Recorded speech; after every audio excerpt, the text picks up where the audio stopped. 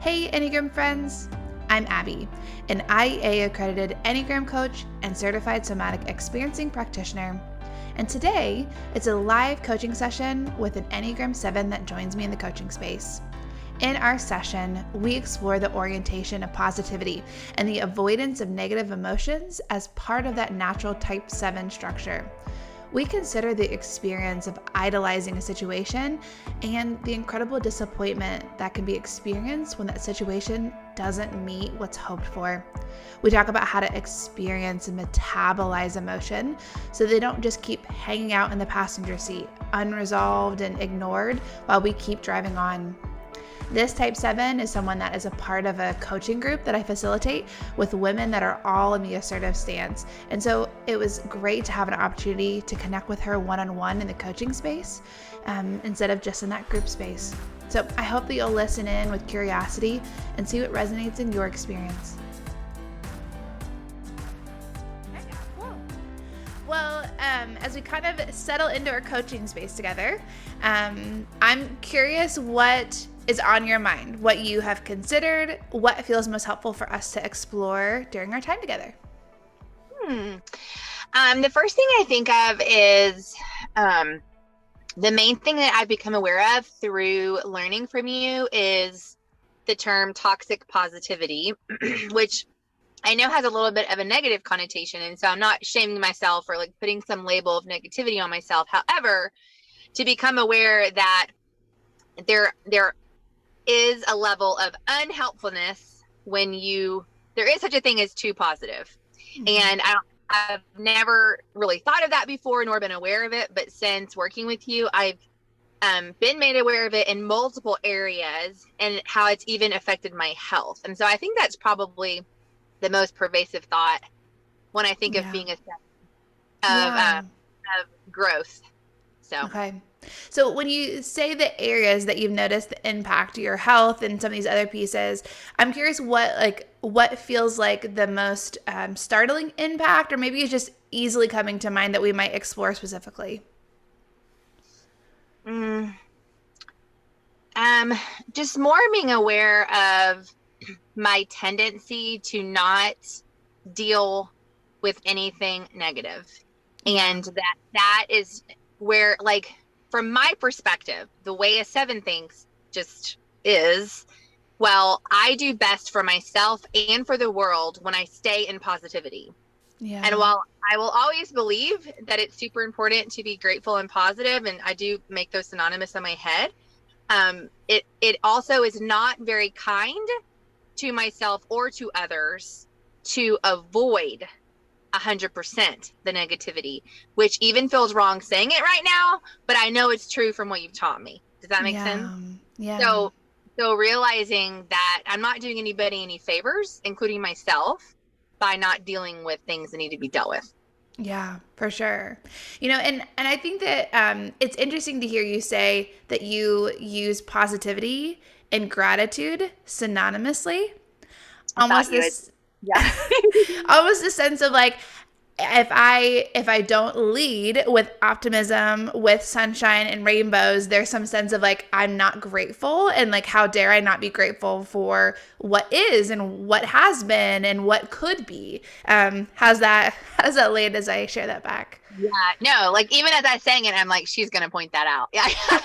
No, but it is the natural, the crease in my brain is that gratitude is the most important thing and that you have to be positive to be grateful. And I recognize that that's not an entirely true statement. Yeah. Yeah. You also named just the spaces where that positivity has maybe held you back, or even the avoidance, like can't continue on, or maybe even just having some spaces.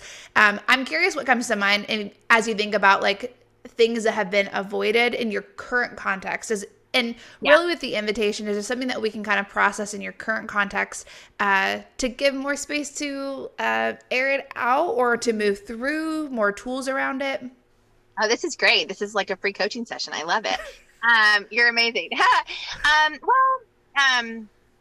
I will say probably the thing I should talk about the most is my relationship with my mom. So she won't hear this, so it's okay. And just thinking about my tendency is to always expect butterflies and rainbows in all situations. So what happens is if I'm only expecting, and I'm using that word expecting because I know that'll be something for you to talk about, expectations, but why would there be anything less than butterflies and rainbows, especially in specific relationships? The problem comes in when there are not butterflies and rainbows and my brain is literally not equipped to handle it. So in order to function with what we know, then you just pack it away, ignore it, which is code for it's still there, but you're not looking at it. And then it ends up rearing its ugly head in another way. And so I've noticed it in different seasons where if there's like an actual obvious active conflict where there's even like something we're working through and talking back and forth, or even working with a professional, then it is more obvious that there's negativity. Whereas now I'm in a season where we've gone through the discussion time, we've set really clear boundaries, professionals have made some things really clear, yet the expectations for me, I've noticed, still are at this higher level, but the performance and the reality is not. And so now I'm just thinking, okay, September, like, how can you be you and still live in hope and positivity, but yet still be healthy and not be disappointed all the time? Does that make sense? Yeah, for sure. So, there's so many pieces that you've named in there, and just to kind of like unpack some of them, that first piece of expectations being high, and the way that you're talking about it, you're obviously naming like this frustration and this disappointment that you're experiencing, but that is actually a skill set and a gift in the Type 7 structure. It just gets into excess. And the skill really is like being able to imagine things and how they could be. We talk about Type 7s being in that idealistic stance, like they call it the frustrated idealist, which we'll get to that piece. But it's this sense of like, like this could be so good, or like so fun, or like so hopeful, right? Like these really, like, it's almost like it in your bones that this could be something. And in that, because you're in the head triad, that gets thrown into imagination. And then it becomes things that either are realistic, whether they happen or not, or sometimes like fairy tale, like this is never gonna happen, like there's not gonna be music playing in the backgrounds as we like run into each other's like arms in slow motion, right? Like that's the movies. But because you have that strong imagination in that headspace as a gifting, it can get away from you, right? And not always even in a way that you're aware of the fact that it's been built up. It's just kind of like, oh, this will be better or good or whatever it might be. And so in that, when this big narrative gets created of how good or fun or enjoyable or hopeful something's going to be, it almost amps up something to then, even when it's just good or average, it feels like someone's popping your bubble and it's just like disappointing, even though it might have actually been good or average. How does that kind of land with you? You are totally speaking my language, like you're making me giddy, because that's exactly how it is. That is exactly how it is. And I was even thinking, like, I joke about how when I first got married, I was in my mid-20s when I got married, and I literally thought that marriage was going to be nothing but like the movies, butterflies and rainbows. Like you painted the picture, and people will giggle, and I'm like, no, seriously. Like, isn't that what it is? And because, and especially as a little girl, you idealize exactly, this, man's going to come in a white horse and rescue you, whatever. But it is something that you think, oh, I've grown out of that. But then now as you're talking, Abby, that's exactly how I think. And I feel like you're explaining too more like a future focused, because you said, I know this is how it could be. So it's like this constant, but it could be this. I would say that you hit the nail on the head. Like that is generally the sort, like every conflicting thing in my heart and my brain has to do with that. Mm-hmm. But it's even not just future. It's mostly future. But it can also just be other, like it could be past or present of, I just know how great it could be. And, or even just thinking everything is awesome. Like I joke about the Lego movies, like everything is awesome all the time in my head. And so then somebody pops my bubble and I'm like, whoa, whoa, whoa. Why did you pop that? Like I was living in a happy little place and you just messed it up. So it is interesting, you know, in the coaching group that I do with you, where we've got aggressive stance gals, I'm wing 8. And so I really relate to the 8 girls a lot. But there was an 8 girl that once said, wow, the more I'm learning about 7s, I feel like you guys, I feel really sorry for you. I think it'd be really hard to live in your head. Right. Yeah. But yeah, and I think even, I mean, and yeah, it also felt like a perfect combination in that moment of like an 8 telling you how it is, and then also her reflecting on like, yeah, to have this ideal of what could be and this hope for, and then reality hardly ever meeting that. Like that is a bummer when you lay it out like that, right? And that's not how 7s experience it day in and day out, right? There are a lot of things that you can infuse with some energy and with some excitement and make it better than it would have been had you not shown up.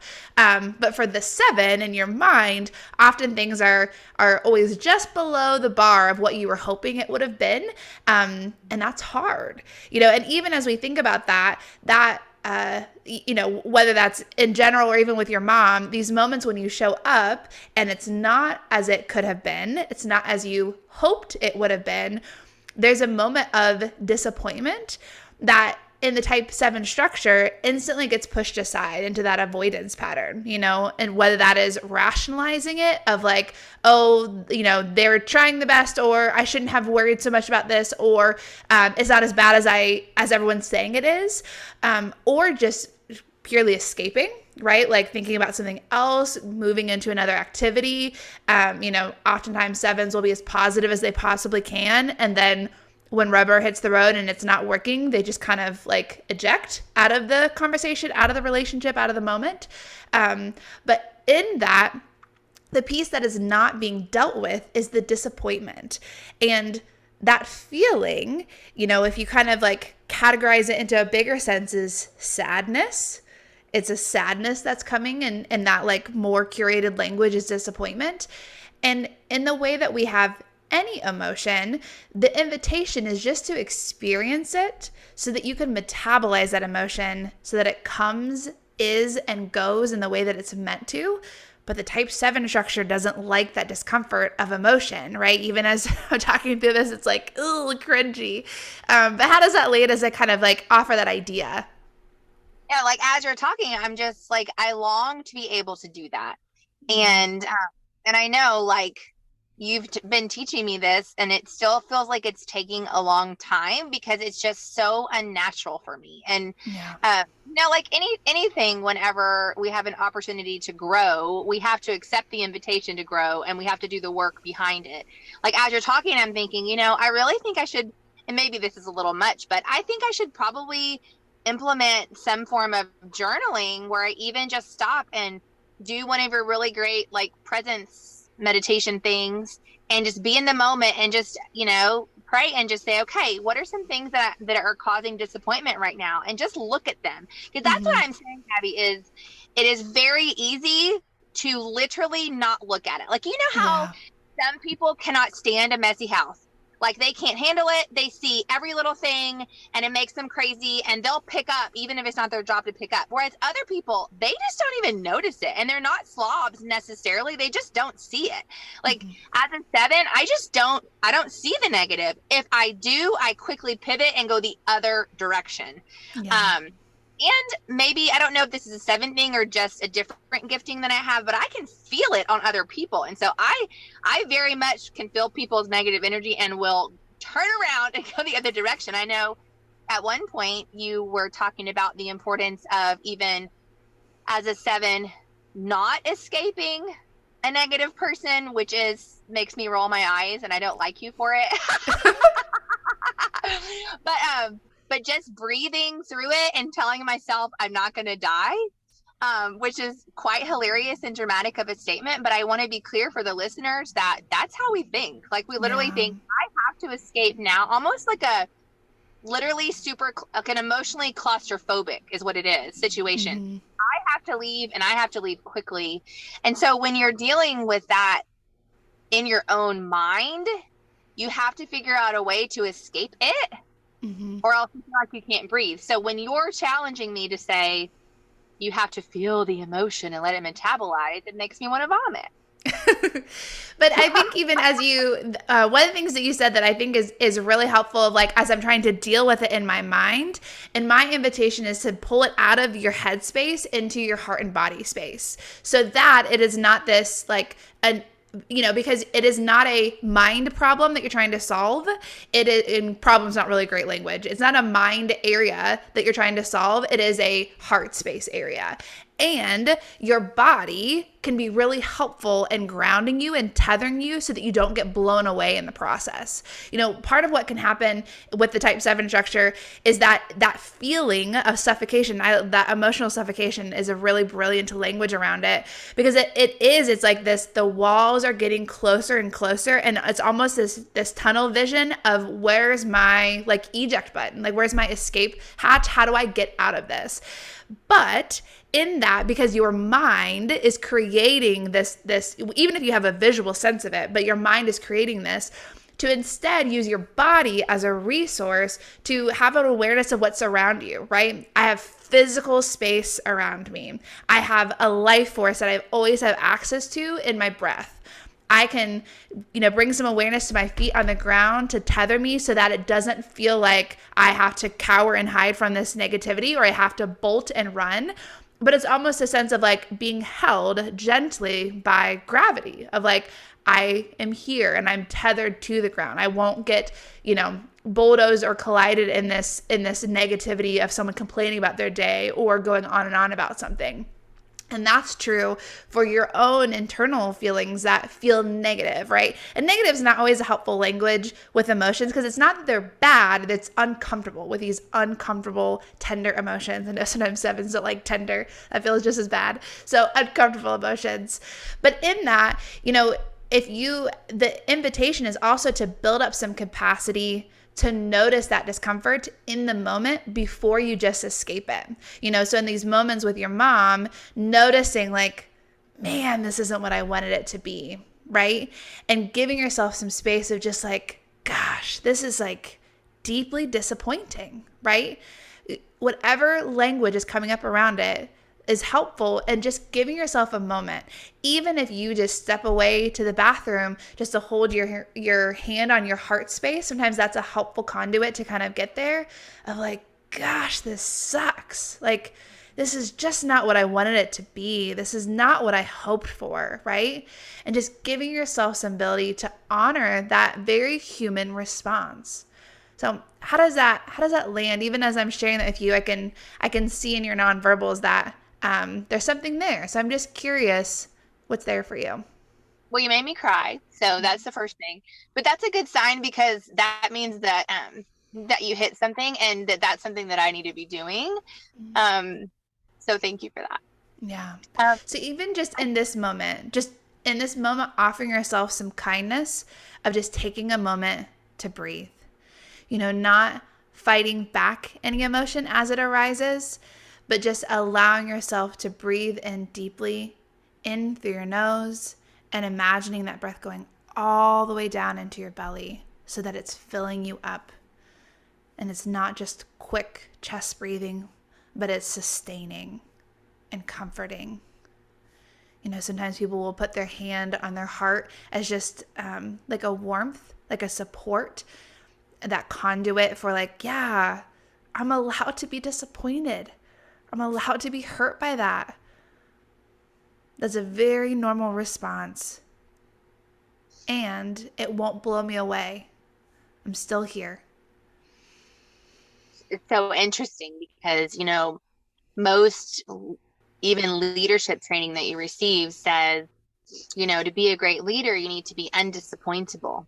And that's always hit me wrong. Like when you say, does that resonate with you? Whatever the opposite of that is, I'm like, it is unresonating to me. Like, how can I not be disappointed? So I appreciate you giving me permission to be disappointed, because it feels very wrong. And it feels like there's even not only the sadness attached to it, but there's even shame. Like there's something wrong with me if I do get disappointed. Yeah. And then also the other thing I thought of that maybe you should address before we close is I think often, especially for someone with my personality, I mean, what works for me to live in my gifting per se is the joy and the energy and the action. That's who I am. Like, let's do it. Woo-hoo! And I'm going to be the one that brings the room up and we're going to do a cheer together and everybody's excited.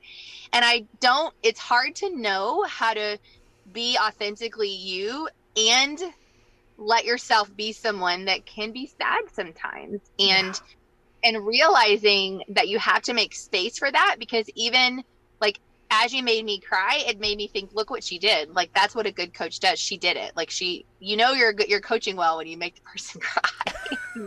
That's like the thing with all my coach friends. It's true, but because you got past my outside shell of woohoo, like I'm all excited, and you dug in there, where that's a place that I guard pretty well, because I can't be performing and like living my day and doing my job I don't feel like. Yeah. And at the same time going, oh, that was really disappointing, and like having this moment with myself where I'm crying in my car. Like I don't know, that's a foreign concept and something I'm welcoming to grow in. It is very foreign in all honesty.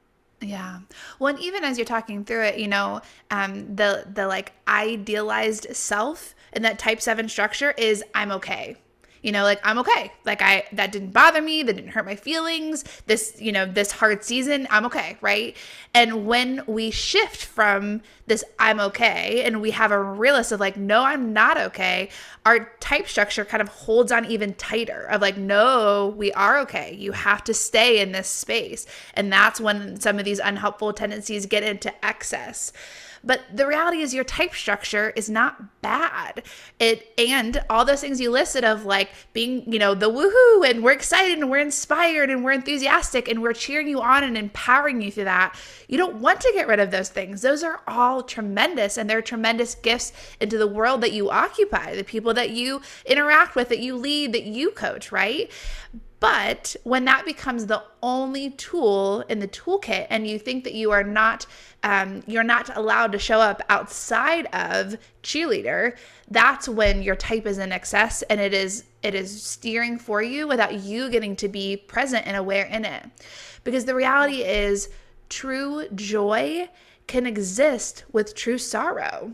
Those are not mutually exclusive. They can be present even in the moment. Right? You think about remembering someone that you've lost, that you loved, right? You can have really joyful memories of someone that's passed away that are very mixed with sorrow, because both are true in the moment, and we're allowed to experience both. So as I share that, what comes up for you now in this moment?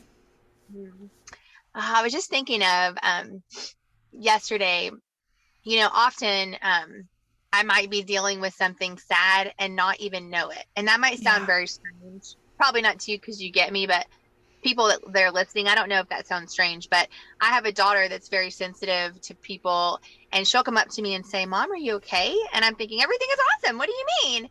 And she's sensing something that I'm dealing with in the surface that I don't even recognize. Yeah. And that happened to me yesterday. I went into the coffee shop that I'm at a lot, and I work there a lot and meet people there a lot. And one of the owners came up to me, and she just like lowered her voice and she said, are you okay? And I'm dressed up and I'm looking professional and I'm there with my laptop and I'm doing my thing. And I'm like, hey, I'm here. Yet somehow she saw that I was dealing with something and that I was sad. And I said, I think so. And she goes, I can just really see it in your eyes. I've been noticing the last few times you've been in here that you've been carrying some sadness with you. And while I super appreciate that she notices and cares enough to notice that, it is horrifying to me that people can tell. Like, it's not okay with me in my normal 7-ness that anyone would know that I'm anything but excited and grateful, with joy, not with grateful sorrow. And so because there is some sorrow that I feel like I'm lugging around, it feels more like a weight around my neck instead of a passenger in the car, and I don't like it, to be honest. And so it's very foreign to me, and I appreciate it because you're a part of teaching me that growth. But when you're growing, it's pretty uncomfortable. And it's like you've opened the closet, and the room was really pretty, Abby, but now the closet door has been open, and all the crap that I shoved in the closet is now falling out, and everybody can see it, and I don't like that. Yeah. So even in this moment, as you were recalling this memory of her asking this to you, right? And this feeling of like, I don't want you to know. I don't want you to know my sadness, right? Because I don't want to know my sadness, right? What comes up for you in your physical felt sense? So moving out of your thought process, any narrative around it, right? But just taking a moment, if it feels more helpful to close your eyes and just taking a deep breath. Sometimes people feel like a heaviness on their chest. Sometimes there's like a tightness in their throat because they're fighting back the emotion. Sometimes there's a rigidity or a buzzing or knots in your stomach. Pulling it out of that headspace into your body, into the felt sense. What do you notice as you breathe and just sense into it? Like a dull ache behind my eyes because I need to release it and cry, but I'm not letting myself. Yeah. So just giving yourself a moment, if it feels more comfortable for your eyes to be closed.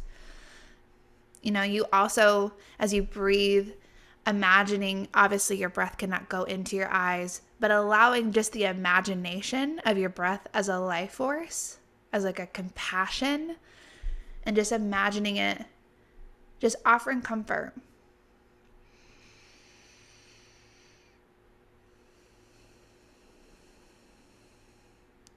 Seeing if anything changes in that sensation, arises, dissipates. Yeah, my eyes don't feel as heavy. Mm-hmm. What I appreciate about what you're doing, Abby, is you're giving tools for someone to coach themselves. And, none of us can have like Abby on the phone every 30 minutes, which is really what we need. But to be able to, and I feel like you're also so gifted at your teaching.